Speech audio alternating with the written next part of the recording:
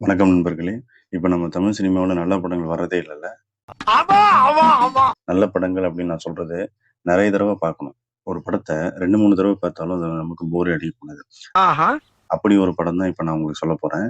இப்ப ரீசென்ட்டா ரிலீஸ் ஆன ஹவுஸ்மேட்ஸ் அப்படிங்கிற ஒரு படம். அது வந்து ஒரு நியூ கான்செப்ட். இந்த நியூ கான்செப்ட்ட இவ்வளவு தைரியமா எடுத்ததுக்கு, அந்த படக்குழுவினருக்கு ரொம்ப ரொம்ப ஒரு தைரியம் வேணும். இருந்தாலும் நீ ரொம்ப தைரியசாலிப்பா. இந்த ஓட்ட கண்ணாடி போட்டு எப்படி துணிஞ்சு முன்னாடி நிக்கிறியோ?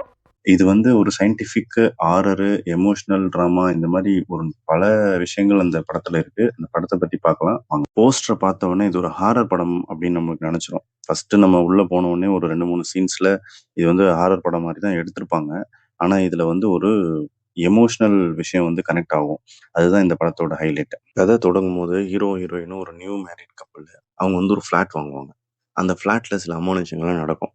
இதெல்லாம் வந்து ஒரு ரெகுலர் விஷயம் தான் அப்படின்னாலும், அந்த சேர் விழுறது, செவுத்துல எழுதி வைக்கிறது, டிவி தன்னால ஆன் ஆகுறது, இதெல்லாம் ரெகுலரான விஷயம் தான். ஆனா, இந்த ரெகுலரான விஷயம் வந்து ஒரு நியூ கான்செப்ட்குள்ள கனெக்ட் ஆகும். அதாவது என்னன்னா, திடீர்னு ஒரு ஃபேமிலிய காட்டுவாங்க.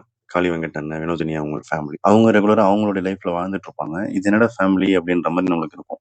தனியா ஒரு கதை போற மாரி இருக்கும். ஆனா, இது 2த்தையுமே அவங்க வந்து கனெக்ட் பண்ணுவாங்க. அப்பதான் நமக்கு தெரியும், ஓகே இவங்க 2 பேருமே ஒரே ஃப்ளாட்ல இருக்காங்க. ஆனா வேற வேற வருஷத்துல இருக்காங்க அப்படிங்கிறது நமக்கு தெரியும்.